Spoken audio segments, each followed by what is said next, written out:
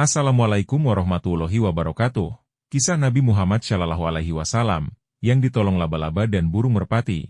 Sahabat Muslim, ketika dalam perjalanan menuju Madinah, Rasulullah SAW dan Abu Bakar radhiyallahu anhu pernah bersembunyi di dalam gua Sur dari kejaran kaum musyrikin Mekah. Di tempat tersebut, Allah Subhanahu wa Ta'ala menunjukkan kebesarannya dengan menempatkan laba-laba dan burung merpati di gua Sur. Dikisahkan dalam buku kelengkapan tarikh Nabi Muhammad yang disusun oleh Moenawar Halil.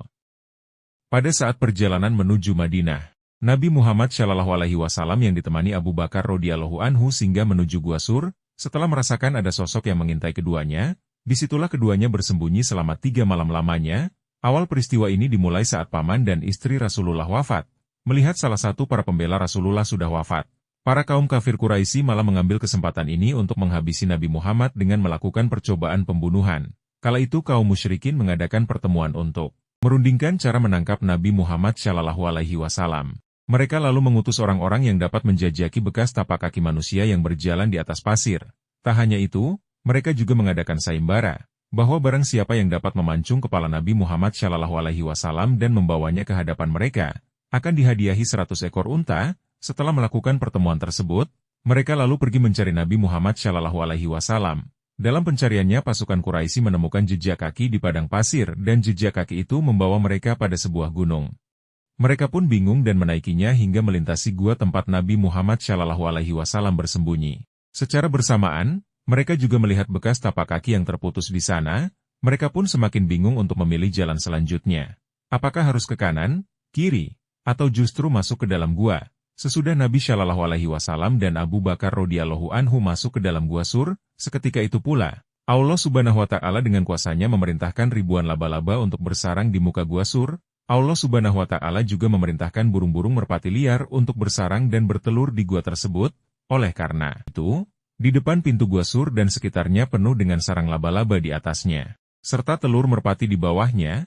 Orang-orang pencari jejak itu pun berselisih satu sama lain. Mereka berpikir, misalkan Nabi Muhammad SAW dan Abu Bakar radhiyallahu anhu masuk ke dalam gua itu, pastinya banyak telur burung merpati yang pecah dan pasti sarang laba-laba itu hancur. Padahal, terlihat tidak satu pun telur yang pecah dan sarang laba-laba itu masih penuh di muka gua. Salah satu di antara mereka berkata, "Kita perlu mencoba masuk bersama-sama. Coba marilah." Lalu Umayyah bin Khalaf membalasnya, "Kenapa kamu mau masuk ke dalamnya? Kalau Muhammad sudah masuk, tentu sarang laba-laba itu sudah luluh bukan? Ya, kalau di dalam gua itu tidak ada binatang pembohong dan buas atau ular berbisa. Kalau ada, tentu saja akankah mencelakakan kamu bukan?" Nabi SAW yang berada di dalam gua tersebut tak sedikit pun merasa cemas maupun takut kepada mereka, karena dia percaya bahwa Allah Subhanahu wa Ta'ala akan memberikan pertolongan. Dengan pemikiran yang putus asa dan rasa sesal mereka memutuskan untuk pergi dari tempat tersebut. Kala itu sebelum pasukan Quraisy pergi, Abu Bakar radhiyallahu anhu mengangkatkan kepalanya ke atas dan melihat orang-orang yang sedang di atas gua.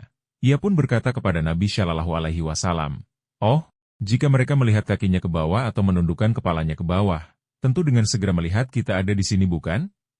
Rasulullah SAW pun bersabda, "Janganlah engkau mengira bahwa aku ini sendirian bersamamu, tetapi sesungguhnya Allah selalu bersama kita, selamanya Ia akan melindungi kita. Adapun jika mereka nanti masuk ke dalam gua ini dengan jalan melalui pintu gua itu, nanti kita melepaskan diri melalui ini." Nabi menunjuk ke arah belakang. Padahal, sebelah belakang gua itu aslinya tidak berpintu. Tetapi setelah Abu Bakar radhiyallahu anhu menoleh ke belakang, ia melihat di belakang gua itu ada pintu lebar yang dapat digunakan untuk melarikan diri dari musuh. Ia pun menjadi penuh keyakinan bahwa Allah Subhanahu wa Ta'ala pasti akan memberi perlindungan dan pertolongan kepadanya.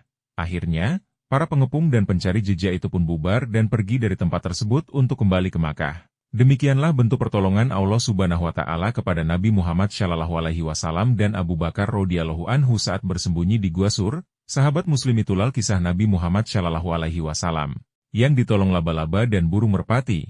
Semoga dari kisah ini kita dapat mengambil pelajaran bahwa Allah Subhanahu wa Ta'ala akan selalu bersama kita dalam keadaan apapun dan Allah Subhanahu wa Ta'ala akan senantiasa memberi pertolongan kepada hambanya yang bertakwa. Libatkanlah Allah dalam setiap langkah kita karena apapun yang terjadi di muka bumi ini itu atas kehendaknya. Terima kasih, semoga bermanfaat.